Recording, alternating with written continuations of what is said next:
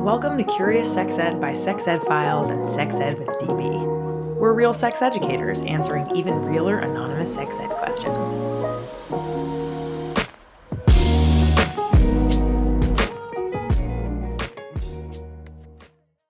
Here's an important disclaimer. Curious Sex Ed is for people 18 plus, and we are not medical professionals. What we discuss in this podcast is not medical advice. Please consult your health team for any issues that you might be having. Mariah. Hello.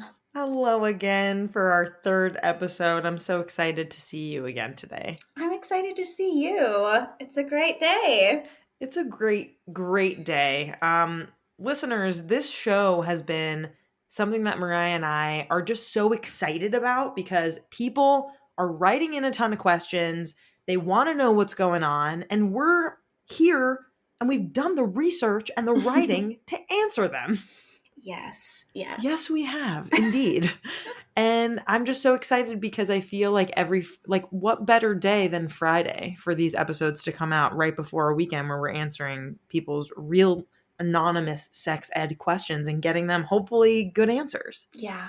I really love the aspect of being able to share our personal stories kind of attached to a lot of this. I mean, I think that's why a lot of people who are sex educators or who work in this field, there's a lot of personal kind of experience and stories attached to why we're here. So I know that is for me, and I'm sure we'll hear a little bit more about that in this episode.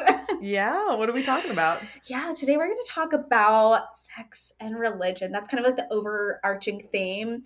Because we got a question that said, I grew up super religious and feel guilty whenever I masturbate or have sex. What do I do about this? Did I write this one? I'm just kidding. Did we just copy and paste what we're thinking in our own brains? Yeah.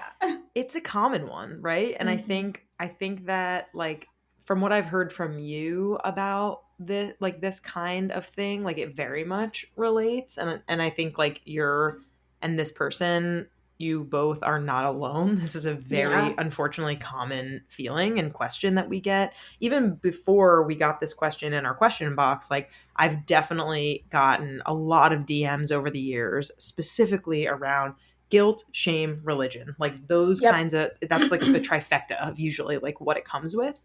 And so I'm really excited to get to talk with you about this today. But before we even get into it, I want to shout out our bestie crew. For folks who have joined already, you will get a shout out in the next episode. So stay tuned for that. And just a reminder that this is the last episode that will be open to the public, wherever you get your podcasts, basically through Sex Ed with DB. And if you want to keep up with this series, if you want to potentially get your question answered on the show, go to buymeacoffee.com/CuriousSexEd to learn more. Again, we have our link to our anonymous question box in there where you can write in a question that might get answered. And if you want to support us, buy us a coffee on there. You totally can, as a one-off thing or a two-off thing or a three-off thing.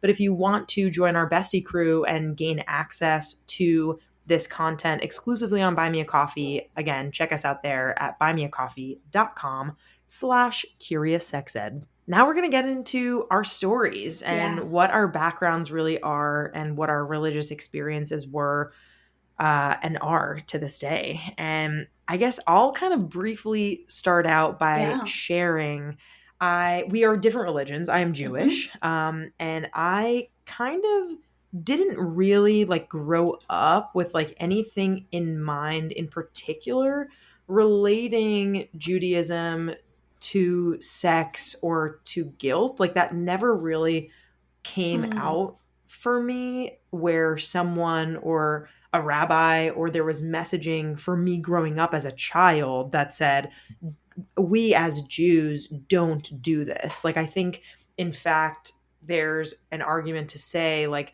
theoretically, having sex on Shabbat, which happens every Saturday, is considered a mitzvah in some Jewish kind of conversations. And a mitzvah is usually like a good thing, right? It's kind of like something to be celebrated, which is kind of cool. I mean, I love that. Yeah, I mean, like, I like that. I also think that it depends on like how you kind of interpret certain things in the Torah, but a kind of fucked up thing is like, oh, like there's something called a mikvah, which is like kind of like a pool that you like cleanse yourself in. Kind of sounds like someone's being baptized. It's like kind of similar to that. But in the mikvah, in some Jewish practices, women or people with vulvas who are on their period are not supposed to go.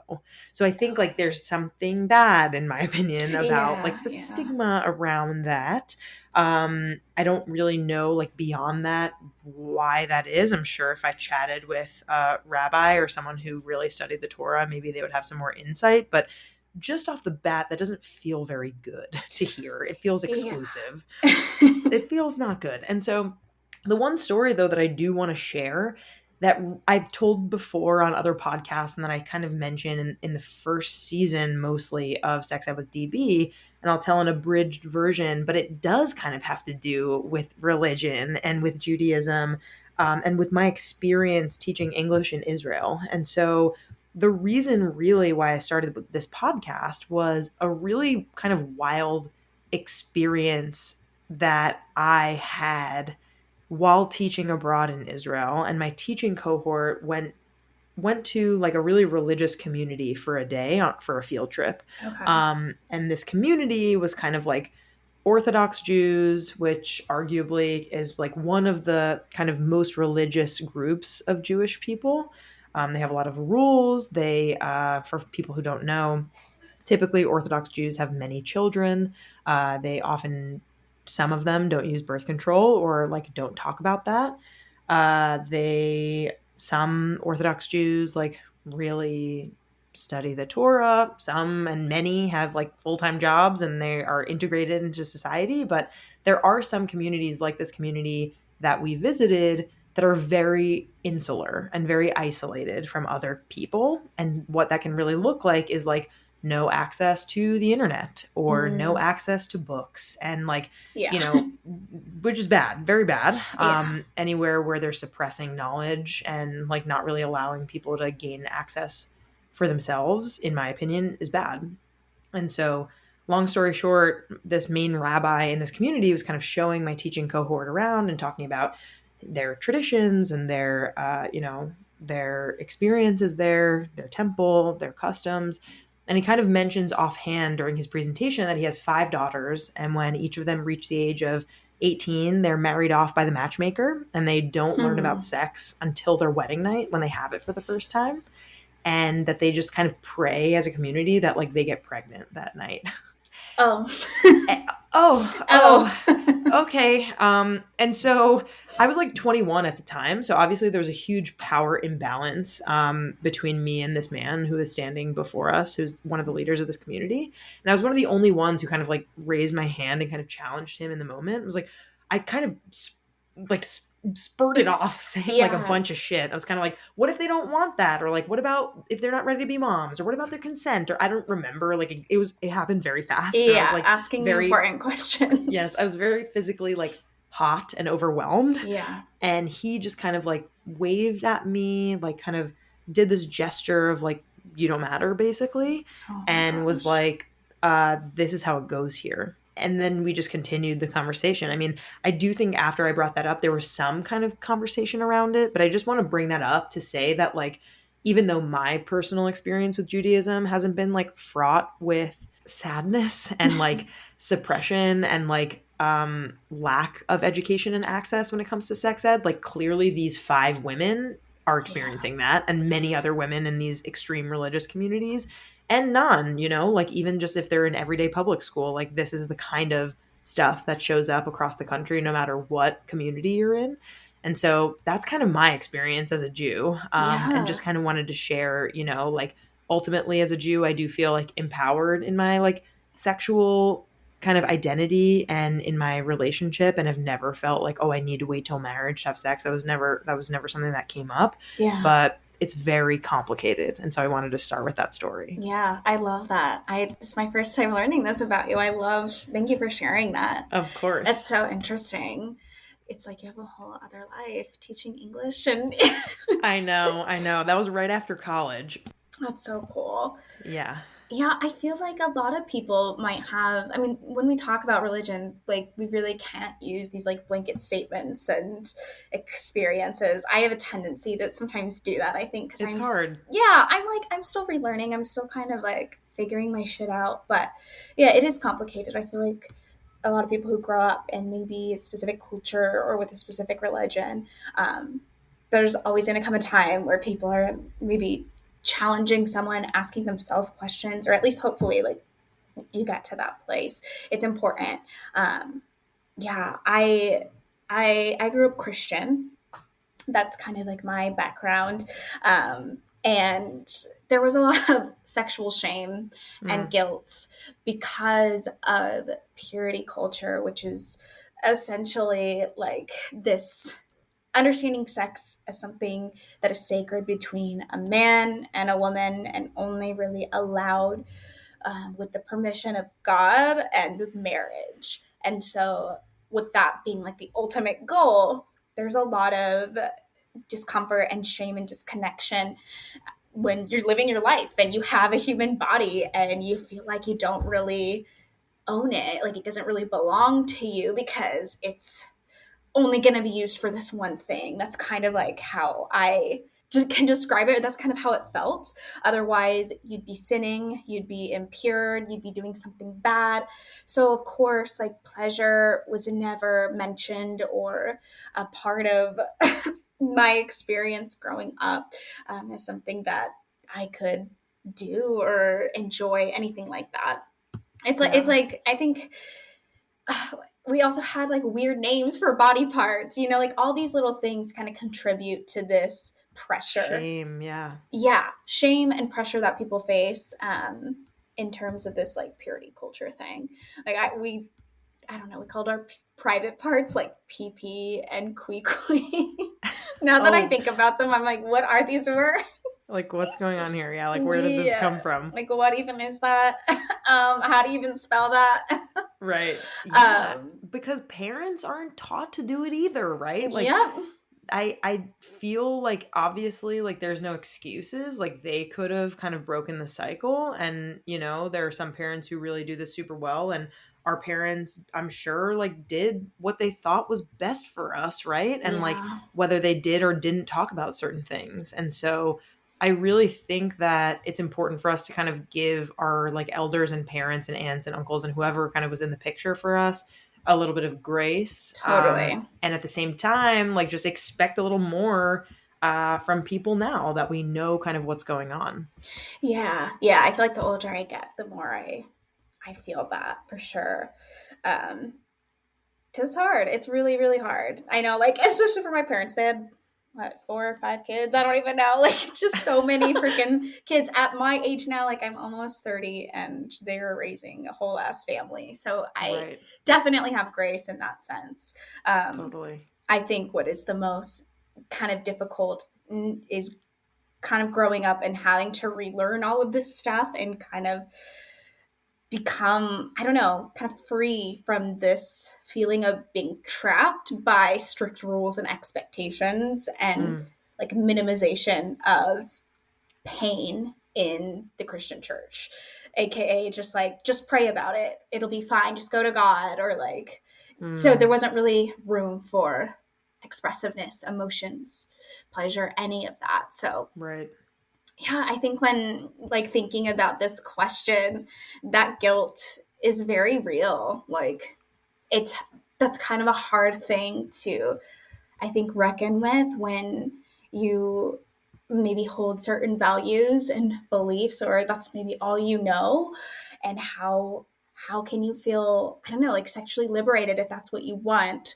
I think what I always come back to now, or like I guess my mantra, I don't know, is this is my body and it deserves to feel pleasure, and there's Hmm. nothing wrong with that.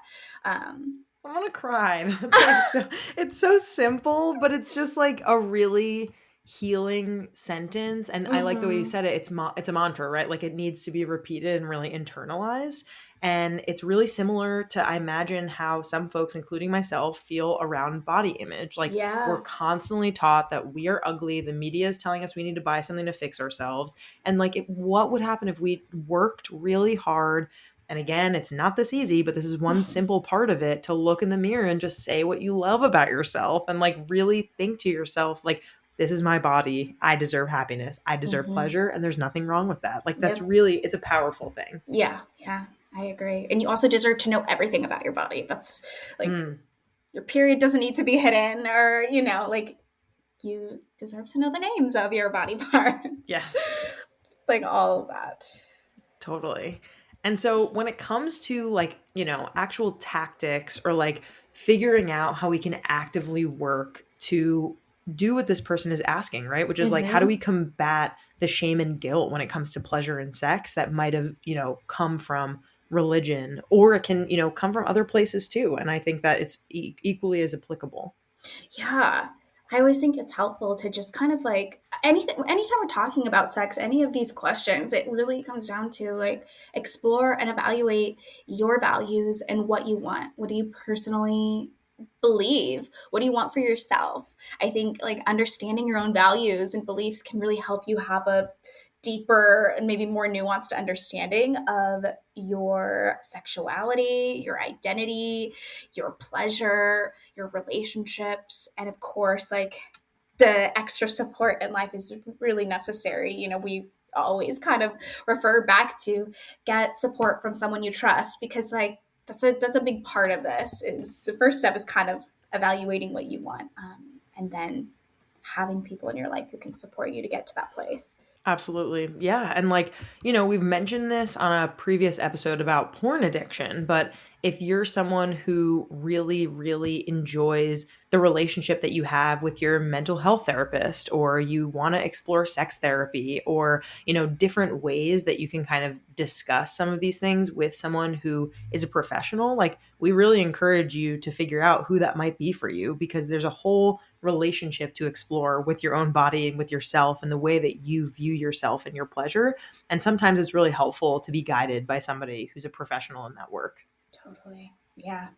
There's really not even enough time to, I think, answer this question or dissect it beyond like kind of starting with our personal experiences. I mean, we could talk about this more, because there's so much. I mean, it's really a journey, right? All of this there's no end point or end goal, I think, or like an ultimate end goal. But yeah, I would, whoever asked this question, I definitely encourage you to kind of like seek out maybe education or resources that are coming from a shame-free and a positive or sex positive perspective, so that, I don't know, you can fully embrace yourself and the information, whatever it might be. That I think that can really take off the pressure. And like, be patient, right? Like, this is not like an overnight kind of quote unquote fix Mm-hmm. or like learning. There's a lot of unlearning that needs to happen. Yeah. And I know for myself, like, just hearing like Evian Whitney talk about like sensuality and being in their body, and just like Yeah. different people who I really admire who talk about being in their body and They're great. Yeah. yeah, like what it could look like to kind of like unravel that sexual shame and guilt, and how to really kind of like think through that and start to heal in some ways is very powerful. And I just want to kind of share some final thoughts and some people who I want to shout out who I think could really help you, listener, like learn more about this topic. Is I'm going to shout out 2 Sex Ed with DB episodes, because they're actually, I don't even need to shout them out. They're 2 of our most downloaded episodes. So I think people are really gravitating towards this topic anyway. But I want to share, the first is Reverend Pleasure. Mm. And Reverend Pleasure is a movement chaplain working to create a culture of sanctity, pleasure, and wholeness, specifically for Black femmes, girls, and women. And she also works with individuals and communities to heal trauma as a result of patriarchal and religious violence. And so you can search Sex Ed with DB, Reverend Pleasure, wherever you get your podcasts. And then I also want to shout out an amazing guest I had more recently, Angelica Lindsay Ali, aka the Village Auntie. And Angelica Lindsay Ali is a certified sexual health educator, public health professional, and authority on intimacy and emotional well-being. And she's the founder of the Village Auntie Institute, which is a global platform for women's learning. And you can find her on Instagram, Twitter, and Facebook at Village Auntie. That's AUNTIE. And you can listen to our episode wherever you get your podcasts. Again, you can type in Sex Ed with DB, the Village Auntie, and it will come up. Love that. Thank you for sharing. Yeah. On social media, two great people. One, Erica Smith, which is at ericasmith.sex.ed. That's on Instagram and TikTok. And then Dr. Laura Anderson, which is at Dr. Laura Anderson on Instagram and TikTok. Some other Yeah. great resources. Amazing. And I think I'm reading Dr. Laura E. Anderson. Oh, yeah. Don't forget the Okay. E. Don't forget My that bad. E. All good. But Mariah, I'm just so excited to keep exploring these topics with you. I'm so thrilled that you're my partner for Curious Sex Ed. There's no one I learn more from, and I just feel like you have so much grace and like empathy for people and their experiences. So I just want to say thank you for doing this with me. Oh, that's so sweet. Thank you. I feel the same way about you. I feel like this is definitely pushing me out of my comfort zone, and it's nice to have real conversations about these things. Sometimes it's hard to do this just on a camera and posting it online and like not have someone to actually engage in conversation with. So, this is great. Totally. Absolutely. And listener, thank you so much for engaging with these first 3 episodes. Just a reminder, if you want to continue to hear these episodes with me and Mariah for Curious Sex Ed, go to buymeacoffee.com/CuriousSexEd to join our bestie crew. And we hope to see you there.